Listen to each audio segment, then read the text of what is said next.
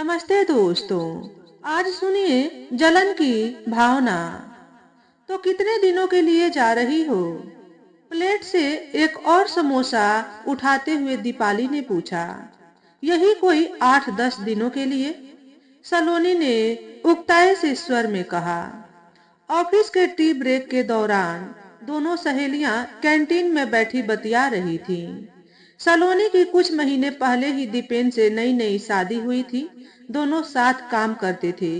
कब प्यार हुआ पता नहीं चला, और फिर चट मंगनी पट ब्याह की तर्ज पर अब दोनों शादी करके एक ही ऑफिस में काम कर रहे थे।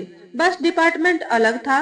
सारा दिन एक ही जगह काम करने के बावजूद उन्हें एक दूसरे से मिलने जुलने की फुर्सत नहीं होती थी। आईटी क्षेत्र की नौकरी ही कुछ ऐसी होती है। अच्छा, एक बात बताओ कि तुम रह कैसे लेती हो उस जगह? तुमने बताया था कि किसी देहात में है तुम्हारी ससुराल। दीपाली आज पूरे मूड में थी सलोनी को चिढ़ाने के। वह जानती थी ससुराल के नाम से कैसे चिढ़ जाती है सलोनी। जाना तो पड़ेगा ही, इकलौती ननद की शादी है। अब कुछ दिन झेल लूंगी, कह सलोनी ने कंधे उचकाए। और तुम्हारी जेठानी, क्या बुलाती हो तुम उसे? हाँ, भारतीय नारी अबला बेचारी। और दोनों फक से हंस पड़ी। यार मत पूछो, क्या बताऊं। उन्हें देखकर मुझे किसी पुरानी हिंदी फिल्म की हीरोइन याद आ जाती है। एकदम गंवार है, गंवार।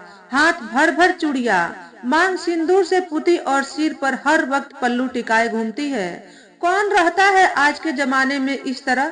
सच कहूँ तो ऐसी पिछड़ी औरतों की वजह से ही मर्द हम औरतों को कमतर समझते हैं। पता नहीं कुछ पढ़ी लिखी है भी या नहीं। खैर मुझे क्या, काट लूंगी कुछ दिन किसी तरह। चल, टाइम हो गया है। बॉस घूर रहा है। और फिर दोनों अपनी अपनी सीट पर लौट गई। सलोनी शहर में पली बढ़ी आधुनिक लड़की थी। दीपेन से शादी के बाद जब उसे पहली बार अपनी ससुराल जाना पड़ा तो उसे वहां की कोई चीज पसंद नहीं आई। उसे पहले कभी किसी गांव में रहने का अवसर नहीं मिला था। 2 दिन में ही उसका जी उब गया। उस ठेठ परिवार में 3-4 दिन रहने के लिए दीपेन ने उसे बड़ी मुश्किल से राजी किया था। शहर में जींस टॉप पहनकर आजाद तितली की तरह घूमने वाली सलोनी को साड़ी पहन घूंघट निकाल छुई मुई बनकर बैठना कैसे रास आता। ससुराल वाले पारंपरिक विचारों के लोग थे। उसे ससुर जेठ के सामने सिर पर पल्लू लेने की हिदायत मिली।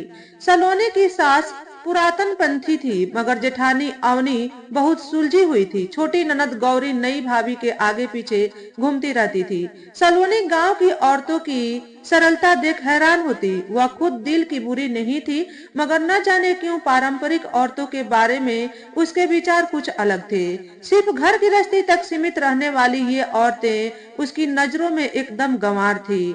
शहर में अपनी नई अलग गृहस्थी बसाकर सलोनी खुश थी। यहाँ सास ननद का कोई झंझट नहीं था। जो जी में आता वह करती, कोई रोकने टोकने वाला नहीं था। दीपेन और सलोनी के दोस्त वक्त बेवक्त धमक जाते। घर पर आए दिन पार्टी होती। दिन मौज मस्ती में गुजर रहे थे।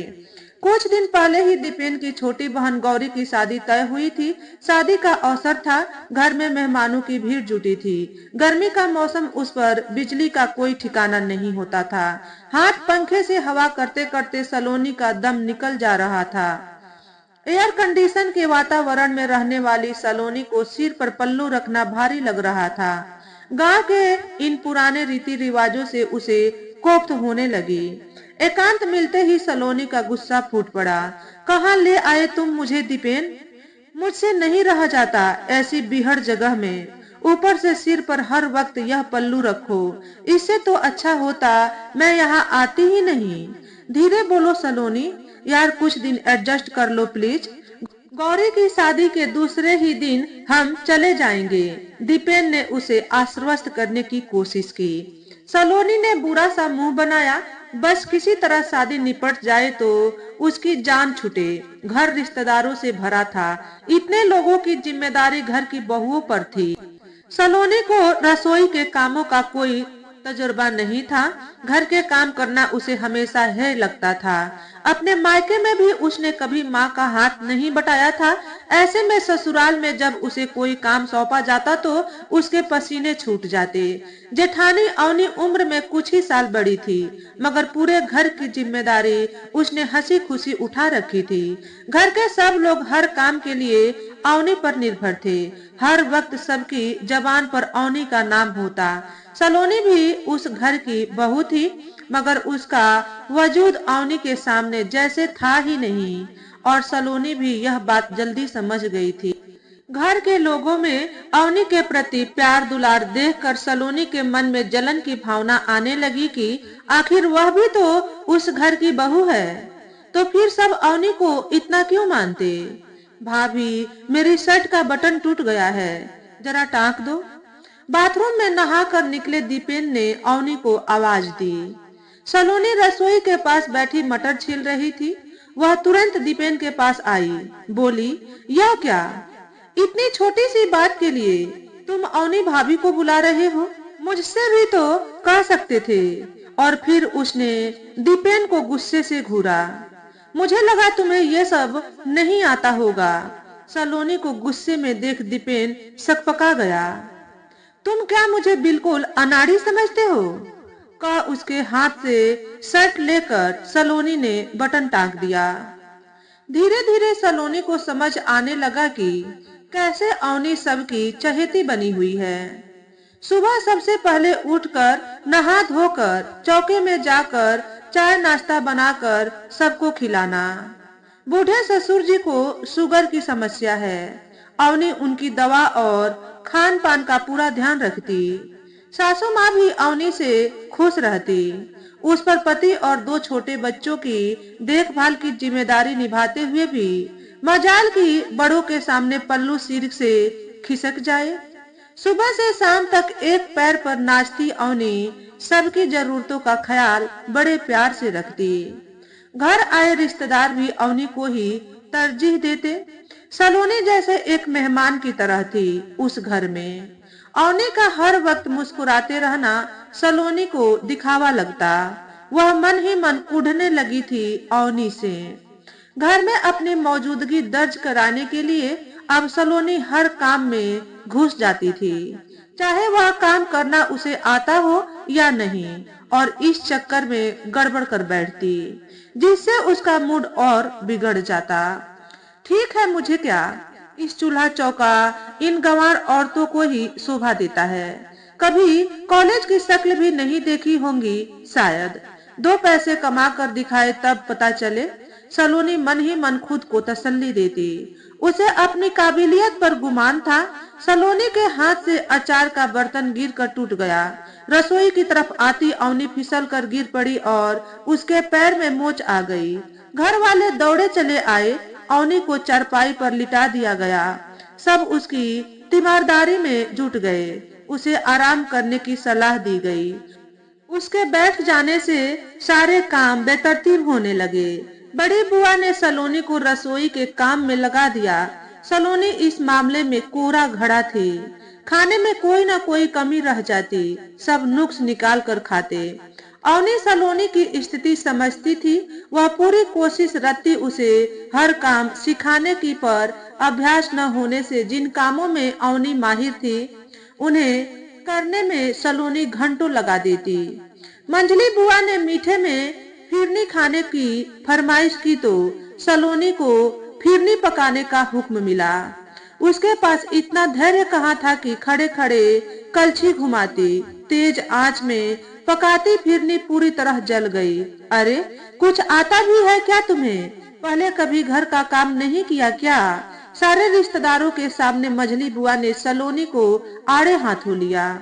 मारे शर्म के सलोनी का मुंह लाल हो गया। उसे सच में नहीं आता था तो इसमें उसका क्या दोष था? बुआ जी, सलोनी ने ये सब कभी किया ही नहीं है पहले। वैसे भी यह नौकरी करती है, समय ही कहाँ मिलता है ये सब सीखने का इसे। आपके लिए फिरनी मैं फिर कभी बना दूंगी। अवनी ने सलोनी का रोआंसा चेहरा देखा तो उसका मन पसीज गया। ननद गौरी की शादी धूमधाम से निबट गई। रिश्तेदार भी एक एक कर चले गए। अब सिर्फ घर के लोग रह गए थे। अवनी के मधुर व्यवहार के कारण सलोनी उससे घुल मिल गई थी। अवनी उसके हर काम में मदद करती। 2 दिन बाद उन्हें लौटना था। दीपेन ने ट्रेन के टिकट बुक करा दिए। एक दिन दोपहर में सलोनी पुराना एल्बम देख रही थी। एक फोटो में अवनी सिर पर काली टोपी लगाए काला चोगा पहने थी। फोटो शायद कॉलेज के दीक्षांत समारोह का था। उस फोटो को देखकर सलोनी ने दीपेन से पूछा, ये अवनी भाभी है ना? हाँ, यह फोटो उनके कॉलेज का है। भैया के लिए जब उनका रिश्ता आया था तो यही फोटो भेजा था उनके घर वालों ने। कितनी पढ़ी लिखी है अवनी भाभी? सलोनी हैरान थी। अवनी भाभी डबल एमए है। वे तो नौकरी भी करती थी। उन्होंने पीएचडी भी की हुई है। शादी के कुछ समय बाद माँ बहुत बीमार पड़ गई थी। बेचारी भाभी ने कोई कसर नहीं रखी उनकी तीमारदारी में। अपनी नौकरी तक छोड़ दी। अगर आज माँ ठीक है तो सिर्फ भाभी की वजह से। तुम जानती नहीं सलोनी, भाभी ने इस घर के लिए बहुत कुछ किया है। वे चाहती तो आराम से अपनी नौकरी कर सकती थी, मगर उन्होंने हमेशा अपने परिवार को प्राथमिकता दी। सलोनी जिस अवनी भाभी को निपट अनपढ़ समझती रही, वह इतनी काबिल होगी इसका तो उसे अनुमान भी नहीं था। पूरे घर की धुरी बनकर परिवार संभाले हुए अवनी भाभी ने अपनी शिक्षा का घमंड दिखाकर कभी घर गृहस्थी के कामों को छोटा नहीं समझा था। सलोनी को अपनी सोच पर ग्लानि होने लगी। उसने आधुनिक कपड़ों और रहन सहन को ही शिक्षा का पैमाना माना था। अरे भाई, कहाँ हो तुम लोग? बिट्टू के स्कूल के प्रोग्राम में चलना नहीं है क्या? कहते हुए अवनी भाभी सलोनी के कमरे में आई। हाँ भाभी, बस अभी 2 मिनट में तैयार होते हैं। सलोनी और दीपेन हड़बड़ाते हुए बोले। बिट्टू को अपनी क्लास के बेस्ट स्टूडेंट का अवार्ड मिला। हर विषय में वह अव्वल रहा था।